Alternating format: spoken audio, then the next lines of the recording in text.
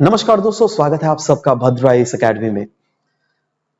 आज का डेट है 6 फरवरी 2023 and prelims focused current affairs के न्यूज डिस्कशन में मैं शुभदीप आप सभी का स्वागत करता हूं। आगे बढ़ने से पहले अगेन नीचे डिस्क्रिप्शन सेक्शन में इस पूरे पीडीएफ का लिंक दिया हुआ रहेगा, वहां पर जाकर इसको डायरेक्टली डाउनलोड भी कर सकते हैं।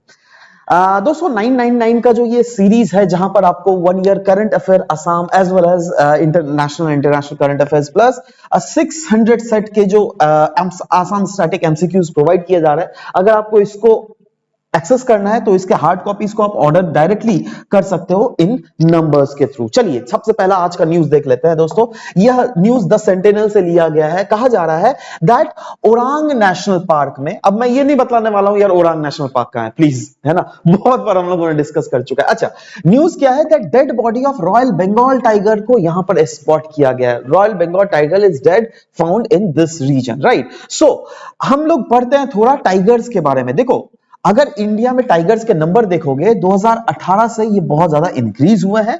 मध्य प्रदेश में सबसे ज्यादा नंबर ऑफ टाइगर है, इनफैक्ट 526 है मध्य प्रदेश में। उसके बाद कहां पर है? कर्नाटका में 524। ये लेटेस्ट टाइगर सर्वे के डेटा के हिसाब से बोला जा रहा है। In fact all India tiger estimation जो किया गया था 2022 में, उसमें यह पाया गया था दैट रॉयल बंगाल टाइगर्स की जो संख्या है ना वो इंक्रीज हुई थी बाई 63%। जी हां दोस्तों, कहां पर?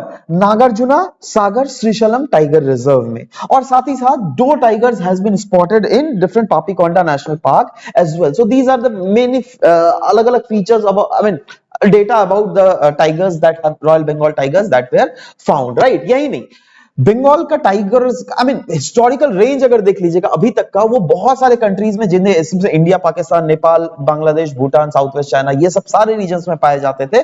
बट अभी जो है ना ये बहुत ही थोड़ा श्रिंक कर गया। थोड़ा श्रिंक मतलब पहले पाकिस्तान में भी पाए जाते थे, बट अभी देख लीजिएगा पाकिस्तान से इसका नामो निशान उड़ चुका है, राइट। मतलब बट इंडिया में, लेकिन दुनिया में का सबसे ज्यादा और consistently Indian government is also making sure to improve the numbers of tigers that are being found in India। ठीक है, next डायरेक्टली बहुत ज्यादा इंपॉर्टेंट न्यूज में आता है। ये डिस्कस कर रहा है about primary agriculture credit societies, that is PACS। Now क्यों ये न्यूज में था? क्योंकि एक मेमोरेंडम ऑफ अंडरस्टैंडिंग साइन किया गया था जहां पर बोला गया था दैट ये जो प्राइमरी एग्रीकल्चर क्रेडिट सोसाइटीज है ना, ये जो हमारा कॉमन सर्विस सेंटर्स के तरह जो सर्विसेज प्रोवाइड करती है, कॉमन सर्विस सेंटर्स जैसे आधार के रिलेटेड कुछ एस्पेक्ट्स, राइट, किसान क्रेडिट कार्ड और भी वेरियस अदर जो फैसिलिटीज प्रोवाइड करती है, वो सब फैसिलिटीज जो है हमारे ये प्राइमरी एग्रीकल्चर क्रेडिट सोसाइटीज में भी मिलेंगी। तो सवाल होता है प्राइमरी एग्रीकल्चर क्रेडिट सोसाइटी के सिग्निफिकेंस क्या है? इसको हम लोग बोलते हैं सोल ऑफ कोऑपरेटिव्स। जी हां, और इसी से जो रूरल डेवलपमेंट जो सहकार से समृद्धि योजना को भी यह एक पुश फॉरवर्ड देती है, राइट। यही नहीं, अगर हम बोला जा रहा है, देखो पहले तो प्राइमरी एग्रीकल्चर क्रेडिट सोसाइटीज के इतने फैसिलिटीज नहीं थे, बट अभी उसको मल्टीपर्पस बनाया जा रहा है ना। इससे फायदा क्या मिलेगा? दैट अबाउट 20 सर्विसेज जो है वो इंक्रीज किया जाएगा। इससे वहां पे एम्प्लॉयमेंट अपॉर्चुनिटीज भी तो बढ़ेगी ना रूरल एरिया में।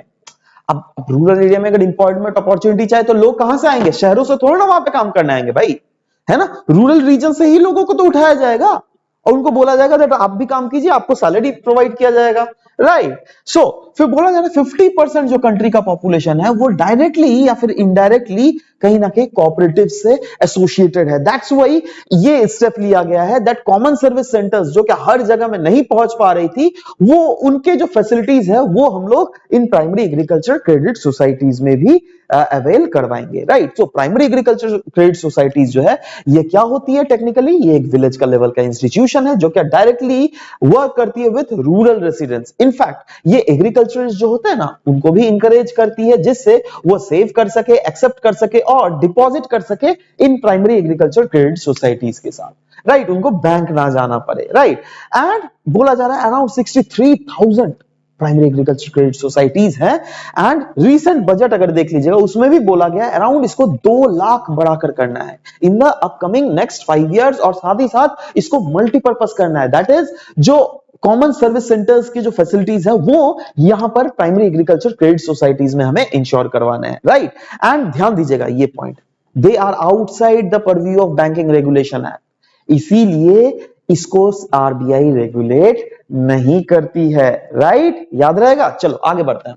उन्मुक्त भारत के रिलेटेड न्यूज था। क्यों न्यूज था? क्योंकि गवर्नमेंट ने अनाउंस किया था बजट में दैट सेंटर ये उन्मुक्त भारत जो उन्मुक्त जो प्रोजेक्ट है इसको लॉन्च करने वाली है, जिससे सिकल सेल एनीमिया डिजीज जो है ना उसको 2047 तक बिल्कुल हटा देना है। 2047 क्यों डेट लिया गया है? 1947, 2047, 100 year of Indian independence, right? So health ministry ने स्क्रीन करना स्टार्ट कर दिया उन्होंने हर एक ट्राइबल्स को कंट्री में जो क्या 40 साल से कम है, राइट? और अगर नहीं हुआ है तो ऑफ कोर्स स्क्रीनिंग कंटिन्यू रहेगा, जिससे आइडेंटिफाई किया जा सके दैट वैसे कौन लोग हैं जिनको सिकल सेल एनीमिया डिजीज है। नाउ क्यों इसको आइडेंटिफाई किया जा रहा है? किसको? क्योंकि इसका हेरिटेजियस कुछ भी लिंक मिल रहा है। मैं अब डिस्कस करता हूं। देखो क्या है ना, अगर सोचो किसी को सिकल सेल एनीमिया डिजीज है, राइट, तो उसको एक आइडेंटिटी कार्ड दे दिया जाएगा, राइट?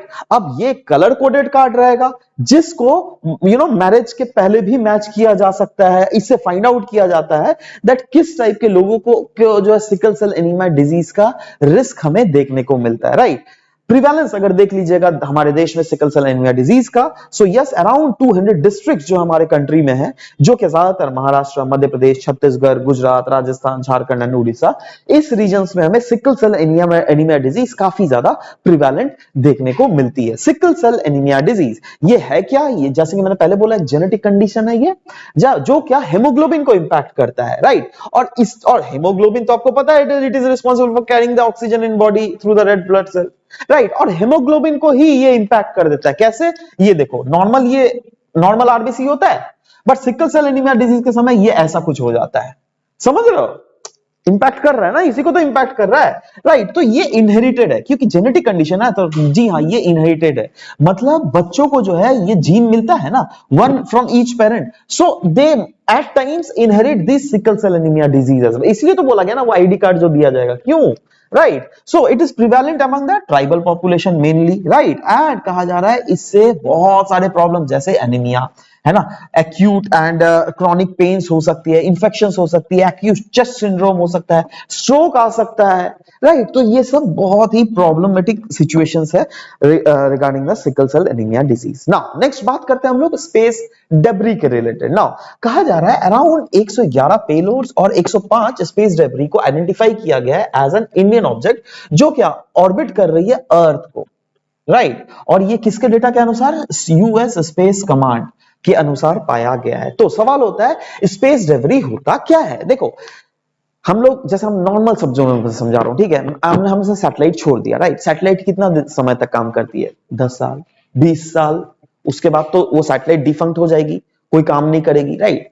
तो कभी कभी क्या होता है ना, सैटेलाइट को छोड़ दिया जाता है स्पेस में, तो क्या होता है एक सैटेलाइट दूसरे सैटेलाइट से टकरा रही और टूट जाएगी, और सैटेलाइट धीरे धीरे तो नहीं चलता ना, बहुत स्पीड से चलते हैं वो सब, राइट? अब उसको कोई कमांड छोड़ दिया गया है तो वो क्या कर रहा है, कोई देख नहीं रहा है दैट कौन उससे क्या क्या टकरा रहा है ना? अब सोचो एक बड़ा कोई ऑब्जेक्ट दूसरा ऑब्जेक्ट से टकराया, वो टूटकर सोचो 2 ऑब्जेक्ट टूटकर 10 बन गया, वो फिर 10 फिर दूसरे 10 से टकराएंगे वो 100 बन जाएंगे, वो फिर वो 100 अदर 100 से टकराएंगे तो वो 10,000 बन जाएंगे। समझ पा रहे हो मैं क्या बोल रहा हूं? ये इक्वेशन समझने की कोशिश करना। तो इतने सारे अगर स्पेस डेब्री स्पेस में घूमते रहेंगे तो कल को अगर मुझे एक सैटेलाइट लॉन्च करना पड़े तो there is a risk factor ना दैट वो सैटेलाइट उस स्पेस डेब्री से इंपैक्ट हो सकता है, राइट? सो इसीलिए बेसिकली बहुत सारे स्टेप्स भी लिए गए, of course we will discuss that, but कहा जा रहा है that real amount of space debris अगर देख लीजिएगा स्पेस के चारों ओर जो ये डेब्रीज हैं ये अराउंड 5 लाख से 1 मिलियन पीसेस जो है ऐसे ही घूम रहे हैं। इनफैक्ट देखो बहुत लोग क्या ना छोटे छोटे इतने स्पेस डेब्री होते हैं जिनको काउंट भी नहीं कर सकते हम लोग, तो ये तो जस्ट एक नॉर्मल काउंट है जो कि हमने काउंट कर पाया, और भी ऐसे बहुत सारे हैं जिसको काउंट नहीं कर पाए क्योंकि हमारे पास उतना ज्यादा एडवांस टेक्नोलॉजी नहीं है छोटे छोटे डेब्रीज को फाइंड आउट करना। छोटा छोटा साइज का होता है, आप सोचो इतना भी छोटा साइज होगा, नाखून वाले साइज का भी अगर होगा ना, अगर वो भी बहुत स्पीड में जाएगा, आप सोचो एक लोहा, राइट? एक लोहा या एल्यूमिनियम या स्टील मान लो इतना नाखून के साइज का, वो भी अगर इतना स्पीड से अगर आपके मुंह पे लगे तो क्या होगा? समझ रहे हो ना, गोली क्या होता है, कितना स्पीड से मुंह में लगता है, तो क्या होगा? सीधा खत्म, राइट? तो आप सोचो ये इंसान को, बट उस टाइप के सैटेलाइट्स को भी तो इंपैक्ट कर ही सकता है ना। तो इसीलिए अराउंड इस सिंड्रोम को भी एक नाम दिया गया है, उसको कहा जाता है केस्लर सिंड्रोम। ध्यान दीजिएगा, केस्लर सिंड्रोम ये एक ऐसा सिनारियो है जहां पर अर्थ का orbit is over populated with space debris. सिर्फ ये ध्यान रखिएगा, ये अपने आप में बहुत ही ज्यादा इंपॉर्टेंट है। 5 स्टार दे रहा हूं मैं इसको, ठीक है ना। सवाल होता है ठीक है स्पेस डेब्रिस तो है, क्या दुनिया इसमें कोई स्टेप ले रही है? अच्छा, दुनिया अगर स्टेप ले रही है तो ठीक है, वो भी डिस्कस कर रहे हैं क्या क्या दुनिया ग्लोबल लेवल में स्टेप लिया जा रहा है, बट इंडिया के लेवल में भी बहुत कुछ स्टेप लिया जा रहा है। जैसे नेत्र प्रोजेक्ट चलाया जा रहा है, यही नहीं IS4OM that is ISRO system for safe and sustainable operation management, जिससे कंटिन्यू किया जाएगा मॉनिटर ऑफ द वैसे ऑब्जेक्ट जो कि हमारे सैटेलाइट्स को थ्रेट पोज कर सकते हैं। ये स्टेप्स इंडिया के द्वारा चलाई जा रही है। वैसे ही दुनिया के लेवल में भी अगर देख लेगा, नासा स्पेस डेब्रिस सेंसर, उसके बाद remove debris, D orbit mission, ये सब कहीं ना कहीं चलाया जा रहा है, जिससे जो स्पेस डेब्रिस को अगर हटाया जा सके या फिर साफ किया जा सके, right. Next, new form of ice, this is very important I believe, जो क्या रिसेंटली कुछ साइंटिस्ट ने फाइंड आउट किया है ना। ये इस फॉर्म ऑफ आइस है ना जो कि हमारे सोलर सिस्टम के वेरियस आइसी मून्स में पाए जाते हैं, राइट। सो देखते हैं, देखो researchers have said that they employed a process जिसको कहते हैं हम लोग बॉल मिलिंग, है ना, in order to vigorously shake ordinary ice together with steel balls। देखो क्या है ना, that ice को -328 डिग्री सेंटीग्रेड में लाया जाता है और साथ ही साथ उस स्टील बॉल से साथ उसको मिलिंग किया जाता है, जिससे जो आइस है ना वो टूट कर एक एमोर्फस टाइप का सब व्हाइट पाउडर बना लेता है। देखो ये देख लो, ये स्टील बॉल के साथ इसको मिलिंग करवाया जाता है at this much degree centigrade, around -200 degree centigrade, माफ करना ये तो 328 डिग्री फ़ारेनहाइट था, राइट। तो इसमें किया जाता है जिससे ये कन्वर्ट हो जाता है into this amorphous medium density ice, और यही वाले आइस जो है हमारे ज्यादातर सोलर सिस्टम के मून्स में भी हम लोगों को देखने को मिलते हैं, राइट। सो यस, ये वाली एमोर्फस आइस की मैं बात कर रहा हूं, एंड ये जो वाटर मॉलिक्यूल्स है इसमें they are disorganised from resembling a liquid, and amorphous ice is by far the most common form of water that is found in the space, right. So our scientists have been successfully able to make this form of ice as well, right. तो इससे क्या फायदा होगा, that future में हम लोग कुछ बहुत सब चीजें जो है इसके रिलेटेड एक्सपेरिमेंट्स भी कैरी आउट कर सकते हैं। अब लास्ट जो न्यूज है दोस्तों वो ये है अमृत धरोहर स्कीम और mangrove initiative for shoreline habitat and tangible incomes के रिलेटेड, राइट। एक देखते हैं सबसे पहला अमृत धरोहर स्कीम। ये अगेन हमारे फाइनेंस मिनिस्टर जी ने अनाउंस किया है, स्पेशल स्कीम जिसका एम है टू प्रोटेक्ट करना इंडिया का वेटलैंड इन्वायरमेंटल पर्सपेक्टिव से। अगेन 5 स्टार, बहुत ज्यादा इंपॉर्टेंट, राइट, क्लियर है। वैसे ही नेक्स्ट है मिस्टी, है ना। मिस्टी का फुल फॉर्म क्या है, mangrove initiative for shoreline habitat and tangible incomes. ये स्कीम है मैंग्रोव्स के कंजर्वेशन के रिलेटेड, तो ध्यान रखिएगा ये दोनों स्कीम अपने आप में भी इंपॉर्टेंट है, राइट। अब आ जाते हैं एमसीक्यूज में दोस्तों। कल का जो एमसीक्यू था वो था यायासो, इनफैक्ट परसों का एमसीक्यू पूछा गया था, यायासो एक ब्यूटीफुल लेक है which has recently been proposed as biodiversity heritage site. तो ये कहां पर सिचुएटेड है, the correct answer is northern India, right.